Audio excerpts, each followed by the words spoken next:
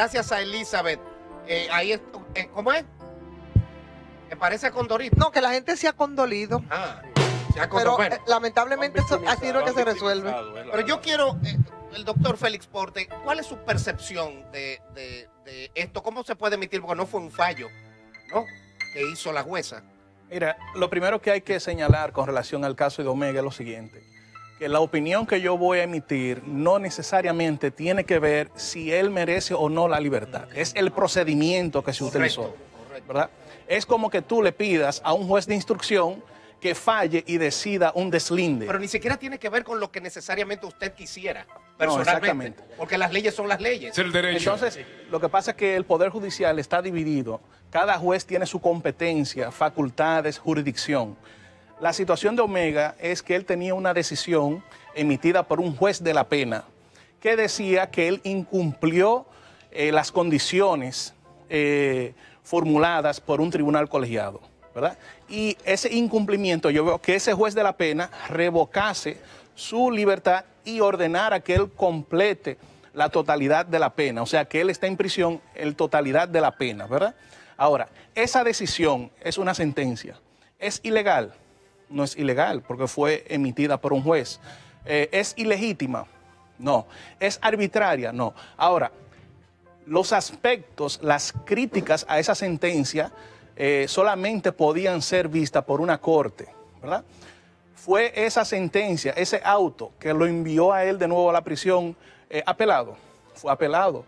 La corte de aquí, del Distrito Nacional, ratificó esa prisión y esa decisión, o sea, una corte.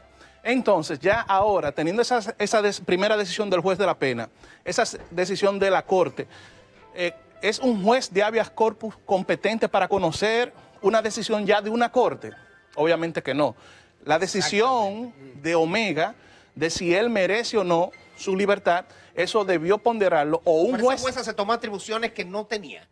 Bueno, lo que pasa fue que para ellos lograr la situación que lograron, fueron a donde ella, pero quien tenía la competencia y la facultad para determinar eso es el juez de la pena. El artículo 447 del Código Procesal Penal establece que cuando una persona está cumpliendo una pena de manera irrevocable, como era el caso de Omega, el único, obviamente, irrevocable.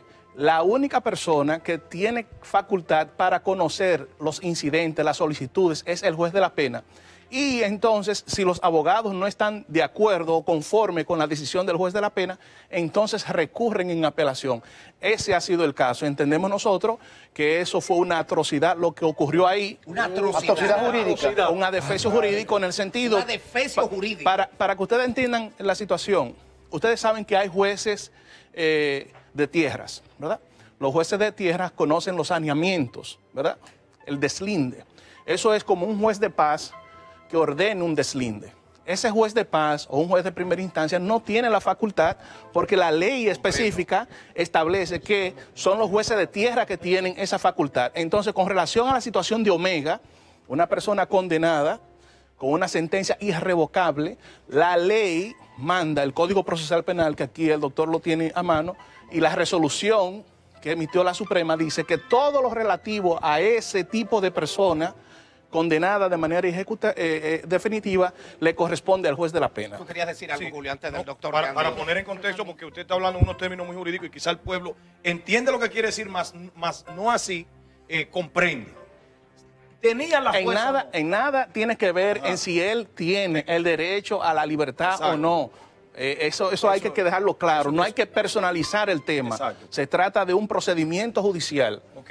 ¿Tenía entonces, en términos llanos, la jueza la jurisdicción para otorgarle la libertad a Omega, sí o no? No. Ahora, de la única forma que esa persona o esa jueza pudo tal vez, en un hipotético caso, decidir su libertad, por ejemplo, él está condenado a 5 años. Sí. Si él ya hubiese cumplido los 5 años, ¿verdad? Y un juez de la pena no hubiese atendido... mitad, ¿no? No, exactamente, él ha cumplido, pero...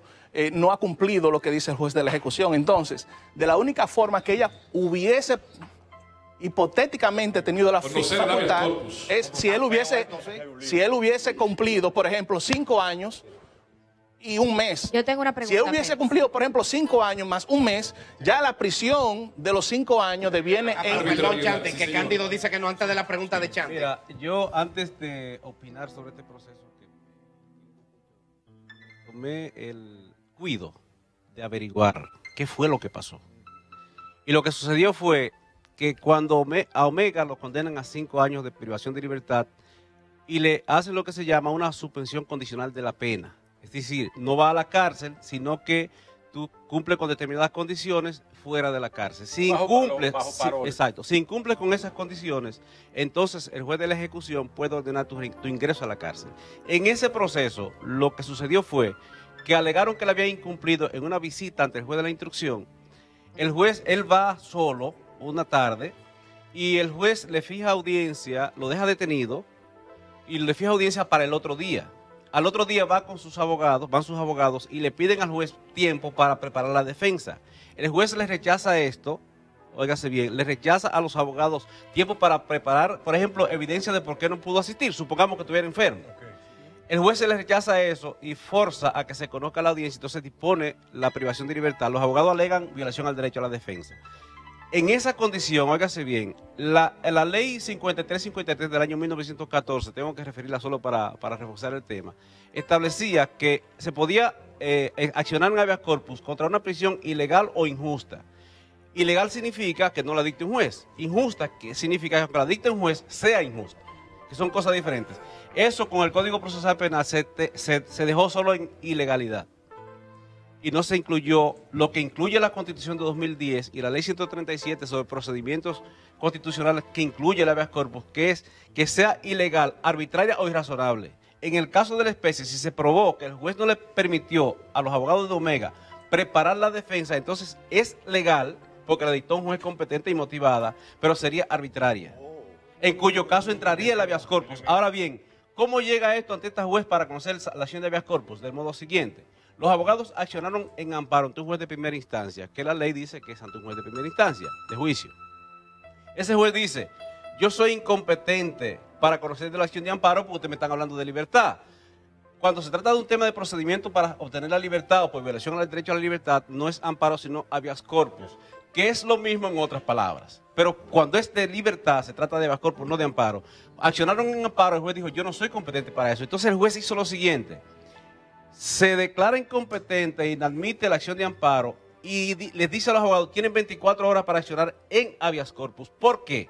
Porque el artículo 72, refiero al artículo numeral 4 del ordinal 4 del artículo 72 de la ley 137-11 sobre el Tribunal Constitucional y los procedimientos constitucionales, dice ese numeral expresamente que cuando un juez de amparo estima que él no es competente, él debe decir cuál es el competente y ese a quien se apodere ya no se puede declarar incompetente. En ese caso, en este caso, la ley dice que la juez era competente porque un juez de amparo lo envió como juez de habeas corpus.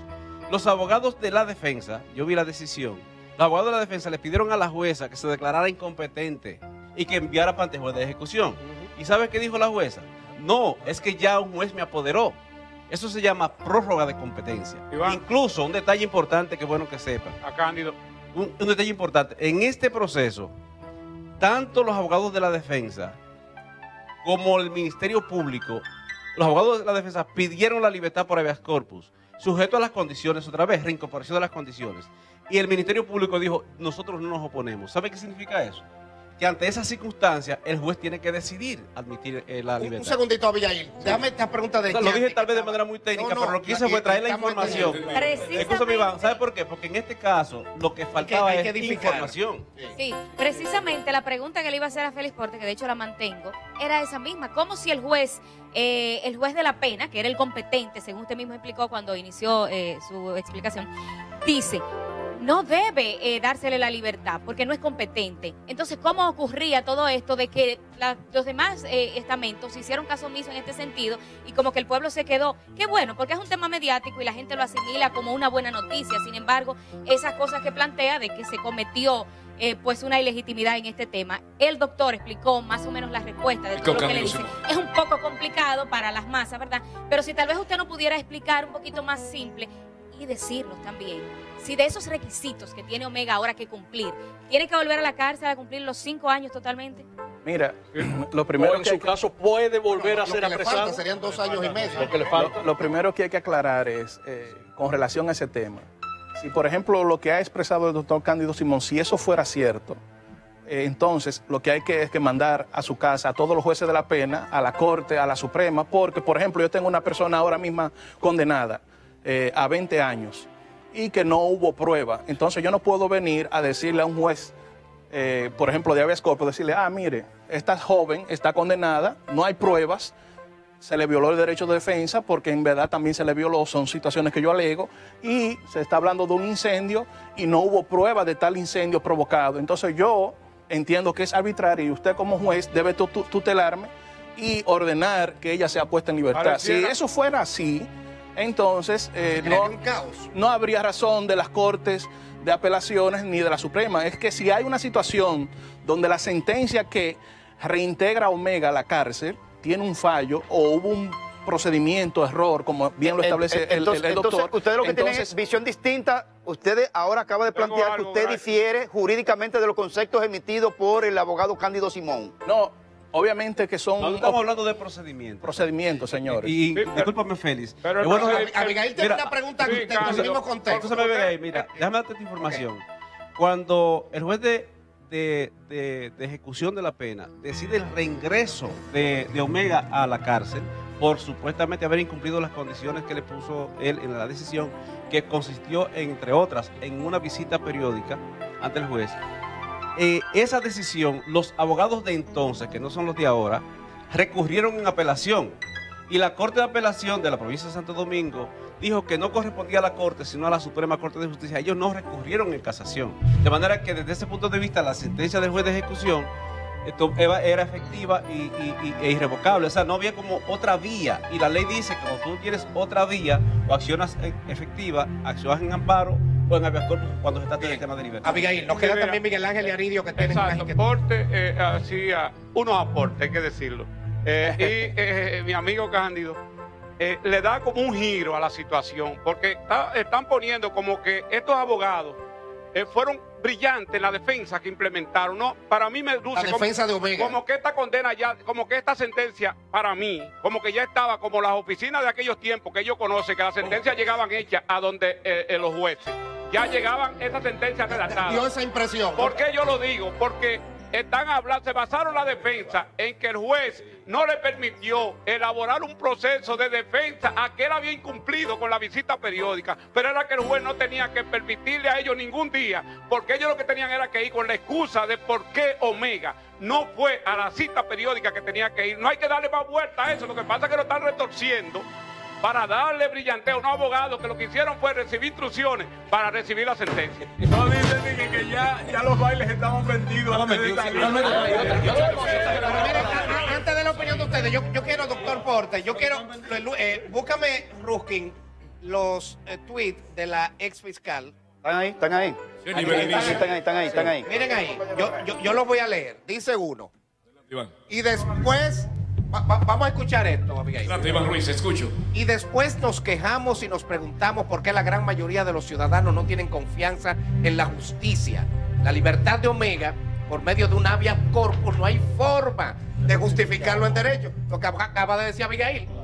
Jenny Berenice, otro tuit, que una decisión de un juez de ejecución ratificada por una corte de apelación, Madre mía, no la puede modificar una jueza de primera instancia.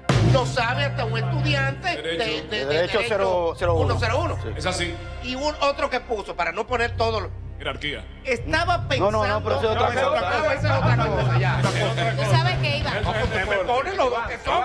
No me pongan gancho. Interesante también el Ministerio de la Mujer. Así, lee esa parte. Pero mira qué interesante esto, Iván. Dice, Ministerio de la Mujer entiende liberación de Omega es retroceso en lucha contra la violencia machista. Bien. José Peguero, mira esto, Iván. Lo bueno es que el caso de Emily Peguero, ella periodista nunca habló José Peguero, por el vínculo que tiene con la madre del asesino. Eso dice...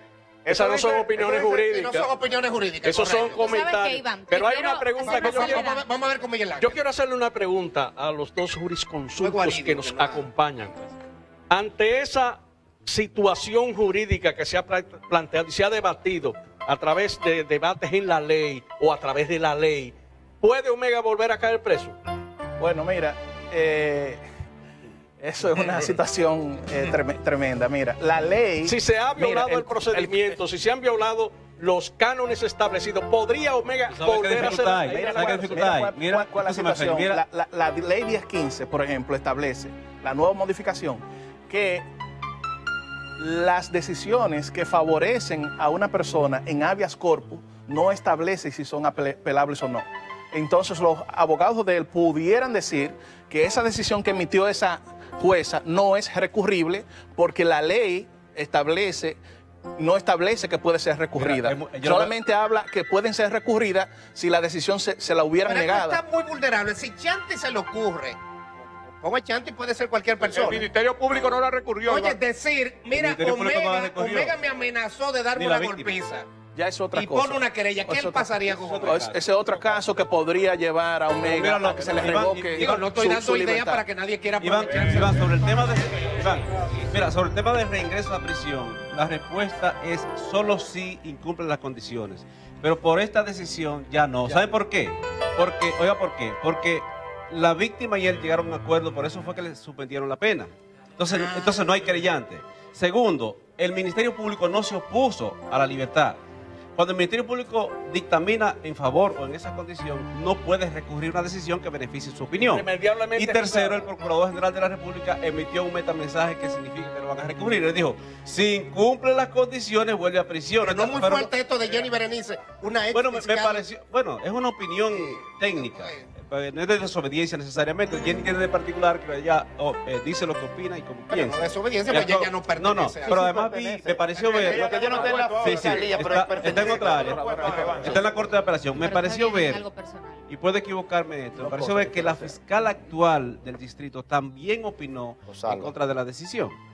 De manera que, pero fíjese que el Procurador General de la República, que tiene facultades legales para impartir instrucciones en ese sentido,